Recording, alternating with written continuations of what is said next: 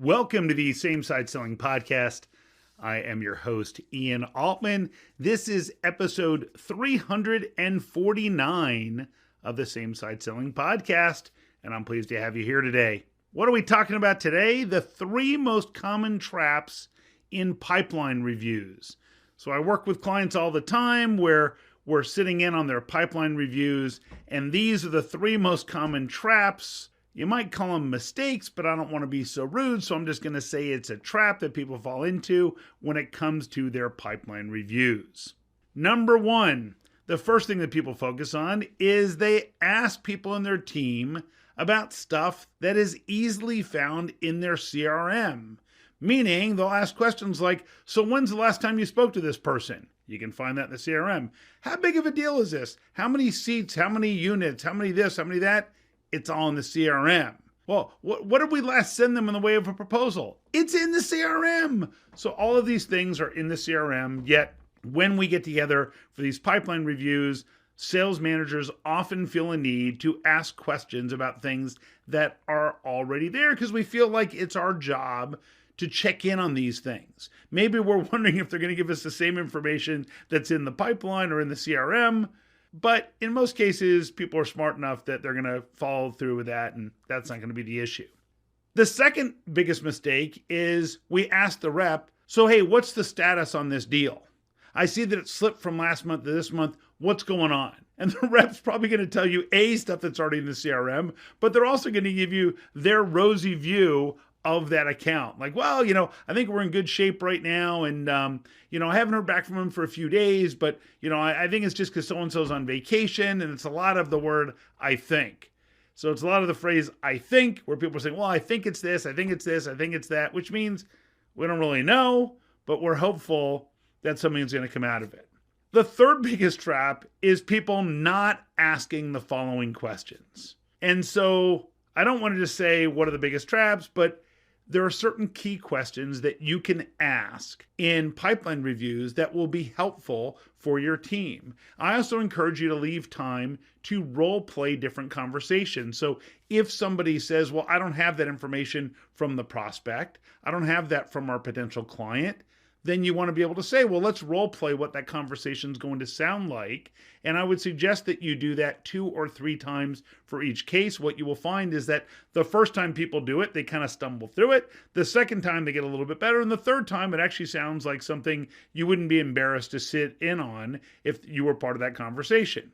The first question that people should be asking, they don't, is, so why would this client select us? And why would we lose this deal? Why would the client select us, and why would we lose this deal, and to whom? Because what that does is it requires the rep to think about, well, why would they pick us after all? And trust me, it's never the case that the client says, well, we spend a lot of time with the rep, so that's a good reason for us to pick these people. That's never the answer. The answer is generally, well, we feel more confident in their ability to deliver results. We feel like they better understand us compared to the competition. Those sorts of things. So that first one, why us, and why would they not pick us? And if not, whom?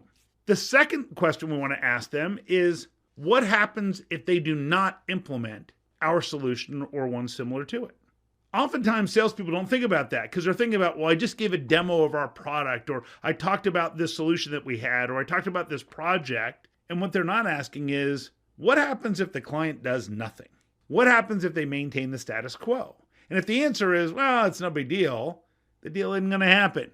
But if the client says, oh, here's what would happen if we don't do this, we're going to be out of compliance and we could lose our licensing. We're going to have this issue, which means we could be out of business. We could have this issue, which could lead to a safety hazard. We could have this issue, which could lead us to disappoint our clients.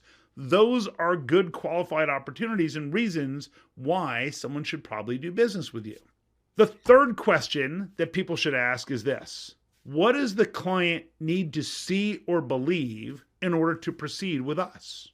Now, you'd be amazed because top performing salespeople, if you ask this question, they will say, the client needs to see these 3 things. Once they see it, it's our deal. The people who are less successful, when you say, what does the client need to see or believe in order to proceed with us, they will feel like they're grasping at straws. And oftentimes, their answers will start with, well, I think they need to see this, or I think they need to see that, which means they haven't asked the question. But imagine if the rep asked the client, what would you guys need to see or believe in order to feel comfortable that this was going to be the best solution for you and that this would solve the underlying issue that you said if you didn't solve it would cause this negative impact in your business? Well, it's not a tough question, but it's not a question that everyone's been trained to ask. And if people get good at asking those sorts of questions, now we get to the real opportunity qualification. We know which deals are real and which ones aren't. So remember, next time if you're leading a pipeline review, don't ask about stuff that's already in the CRM. Don't ask the rep to share, hey, what's the status of this account? Because you're probably just going to get a good story. But instead, ask those 3 key questions. The first one, why us and why not us? The second one is, what happens if they don't implement something? And the third one is, what does the client need to see or believe in order to move forward with us and feel like they're going to get the best outcome? And if you can shift your pipeline reviews to those questions instead of the other ones, you'll have greater clarity about what's real and what isn't, and you'll probably exceed your goals because you'll focus on the right opportunities and less on the wrong ones.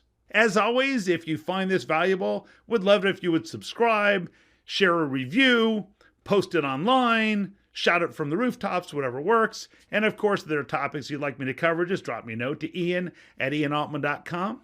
And I will see you next week on the Same Side Selling Podcast. So long.